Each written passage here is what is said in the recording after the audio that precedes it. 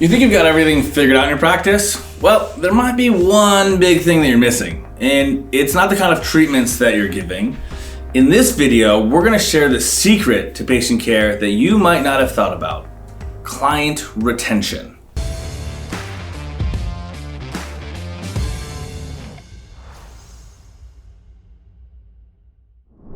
It comes back to the client experience, which we talked about last week.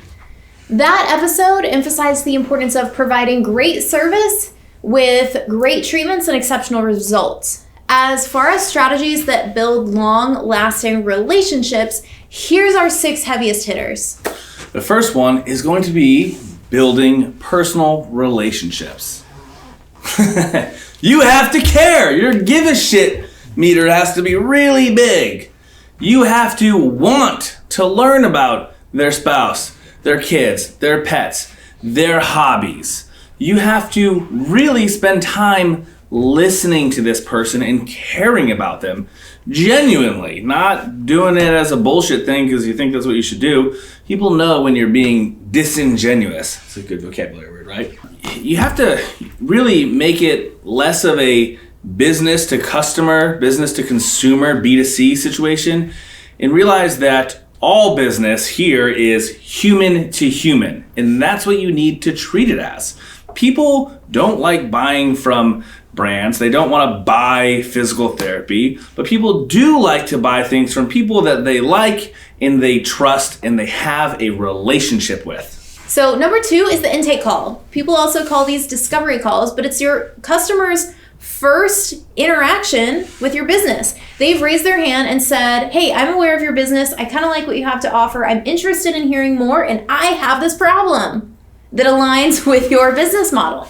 So when this person is on the phone with them, they also need to get a more emotional level of understanding why this is important to them. And that gets down to figuring out their why. If somebody's just like, oh yeah, I need to come in for shoulder PT. How much does it cost? Okay, cool. Probably not gonna come in. $2.99. My shoulder hurts. I want to get some PT. You guys take insurance? Nope. All right, cool. End of conversation. Hey, Yeah. How much does it cost to work with you guys? Here's a dollar amount. Oh, okay. There's no context. Yeah. So without context, it's meaningless, and honestly, they're not going to have an emotional attachment. They have to understand that their shoulder pain is helping keep from doing the coaching with their son's Little League that they've been wanting to do, or that their shoulder pain is keeping them from doing snatches at CrossFit, which CrossFit is the way that they release stress and they work a really stressful job.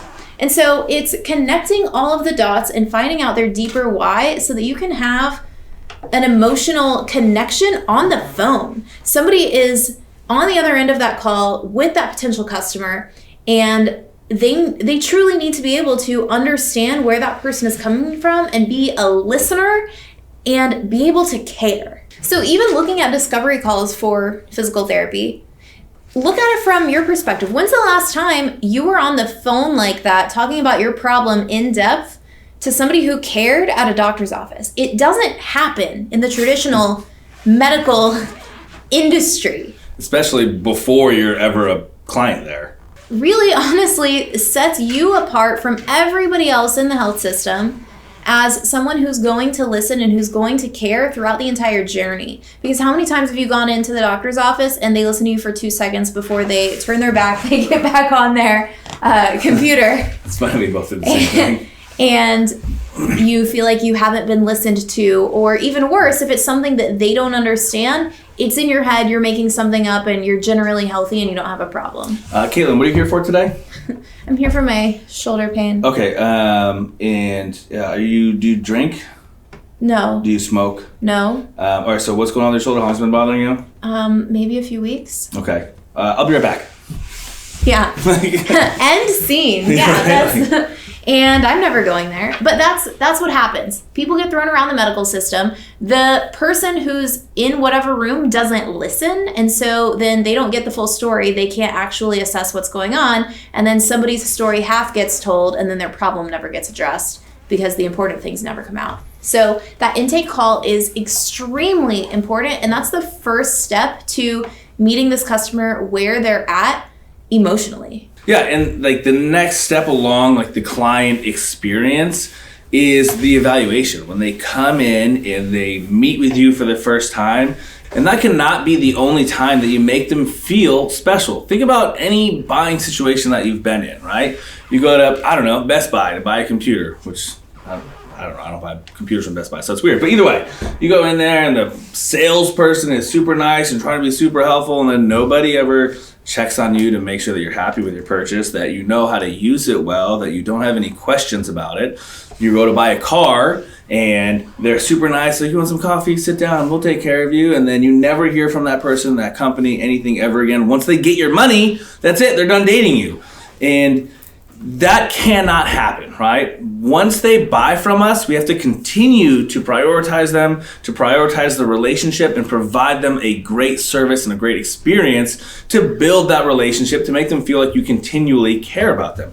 If the first time Kayla and I went on a date, right? If she was like super interested in me and like asked all these questions and was like super nice, and I was like, oh, she's great. And then the next interaction was terrible and she was like stone-hearted and cold and completely disinterested. That probably wouldn't make me feel so great.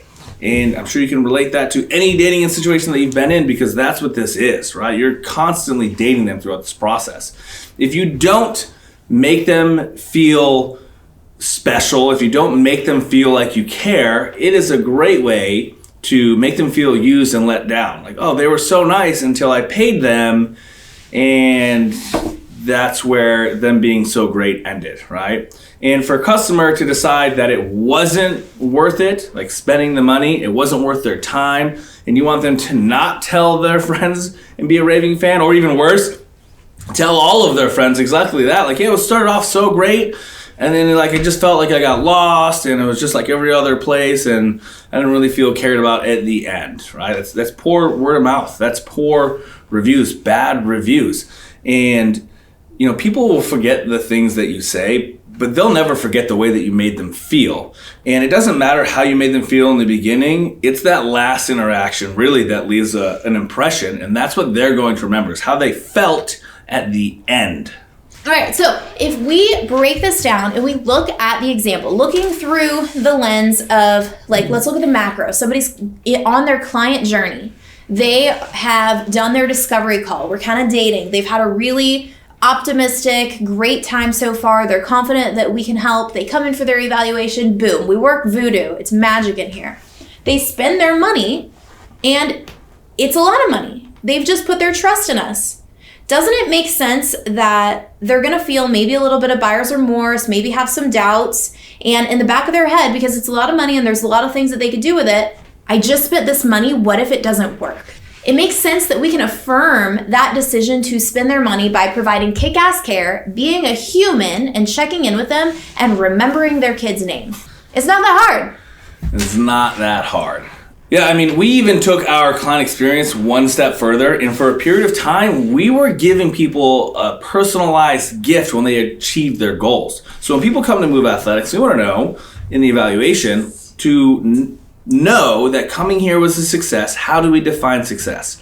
What is the specific measurable thing that we have to accomplish for you to say this was a success? And when people accomplish that goal, we would give them $100 personalized gift. We would give them a monogrammed leather weekender bag or an engraved Cutco knife, and really did some nice things for them along the way. So looking at where that came from, when we were diving into the Never Lose a Customer Again and the client experience journey and the emotions and affirming and celebrating with them, gift giving or giftology is one of the ways that you can help mold and shape that customer journey.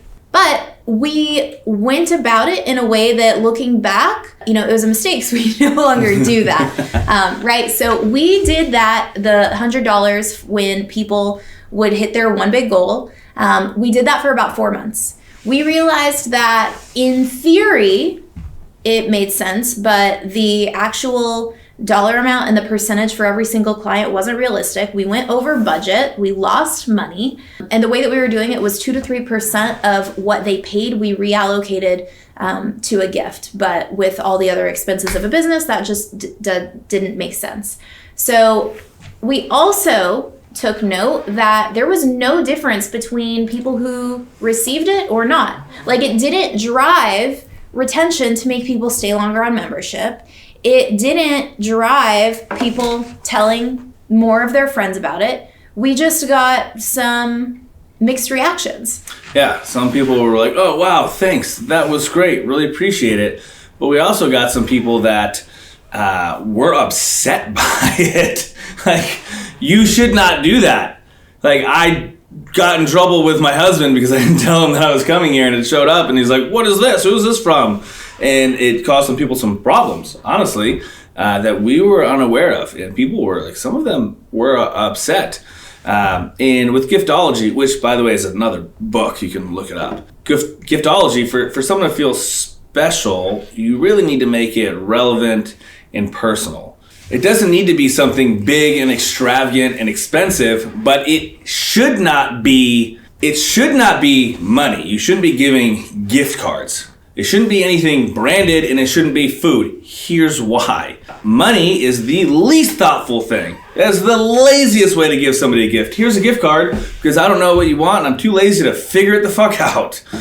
Something branded is like, hey, here, go advertise for me for free. People know what you're doing when you give them your t-shirts and you give them branded water bottles, even though this isn't branded for us. Or in food is forgotten, right? Like, you could take somebody out for a $500 a really expensive, like, Michelin star meal, and they really enjoy the meal at the moment, and then guess what? It's forgotten as soon as it's gone. Yeah, it's really all about celebrating a win with them, or letting them know that you're thinking of them because you have this personal relationship and that you know some of their personal details. So it could be as simple as, if you're on Instagram and you follow each other, sending a reel that you know that person is going to be, think is funny.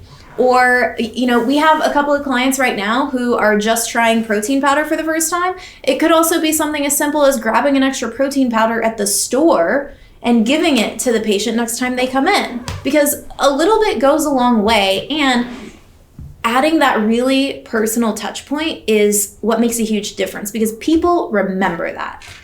It could actually be completely free as well. Like a handwritten card, a letter, a lined paper that you write somebody goes a very, very long way. Yeah. So the gift giving doesn't have to be, in this beautiful bow, here's a gift. I got this for you and I spent all my money on it. I hope you like it. Please remember me. Like, that's not the way to someone's heart. So 4, culture. This is one of my favorite ones. We have a clinic dog. We actually have 2 clinic dogs. They're on rotation for who gets to come in. But the dogs are an anticipated part of the session. They get on the floor with everybody. They make people more comfortable because they're family dogs. And people just genuinely enjoy coming in and getting some animal snuggles while they're waiting, or maybe while they're in the really part of a hard exercise. Maybe not like heavy back squats, but if you're down there doing a bird dog and you got a dog leaning against you, that doesn't feel bad. People are actually disappointed when the dogs aren't here, because it is an anticipated part of the experience when they come in. And it's just how we've developed the clinic vibe here. There is a culture here that you won't get at another physical therapy clinic, and the dogs are part of it. So the 5, we also have membership contracts or membership agreements. One of the heavy hitting things that we have for our client experience is, instead of making someone make another big decision to commit for X months, we have a month-to-month cancel anytime setup. This was something that we switched from because we previously had a 3-month commitment, but it doesn't make sense, right? Like, you've been dating somebody, they're happy, they want to stick around, but now you're asking a big serious question that has other implications, and you're like, hey, will you marry me? When they were just happy enough dating and they would have continued, because now they have to figure out like finances and, I don't know, 3 months is a lot, when really you could just keep dating and keep that relationship.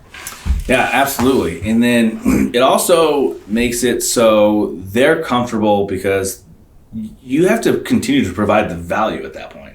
If at any point in time they stop feeling like you're caring, if at any point in time they stop getting that high quality, like, they're going to leave. So it also puts holds your feet to the fire and holds your employees' feet to the fire to continue providing that value over and over and over, because they can cancel at any point in time. And for that reason, I'm out. The last and the most important part of this, again, is the outcome. Because if all of this is great and they only get 80 or 90% better, you have not met their expectation. You have not exceeded their expectation. And that is the whole point of this, is to be constantly exceeding their expectations. You can't promise a unicorn and deliver a donkey. You have to promise a horse and deliver a unicorn over and over and over again in every aspect of their interaction. You have to do what you say you're going to do and do it better than they think you are, faster, whatever, exceed their expectations over and over and over again. Clients can love you and enjoy the time with you, but if they don't get the results, then you're going to be lumped into the category of when they go and see somebody else and they ask, well, was it helpful? They're like, yeah, they helped me a lot. But really what it is they don't want to say anything negative, because they liked you as a human, but you won't be solving their friends' problems or their family's problems or their coworker or anybody else that they hear of that has a problem. They won't be sending them to you. Yeah. So to sum it all up, to increase retention, it's all about the patient experience and taking them through the stages. You have to anticipate and manage their emotions, make them feel special, understand their problem, make it make sense so they understand their problem, solve that problem, and be human and care. And while we can't revamp your client experience from end to end, we can help you with the most important piece of the process, patient outcomes. And if you want to be a badass performance rehab clinician, if you want to crush it in the clinic like the PTs that go through the Performance Rehab Authority certification, then step 1 is to get on a call with me. Step 2 is to register for our next cohort that starts June 10th. And step 3 is to start learning by clicking the link in the bio and doing our mini course that's totally free. Our course focuses on teaching you how to get somebody from their sickest to their strongest, teaching you how to figure out what's going on with a patient when nobody else has been able to help them, and helping you get to where you can do an evaluation, get somebody out of pain as quickly as possible, and load appropriately so that they can get back to doing their thing without pain. Make sure you like and subscribe and send to your friends.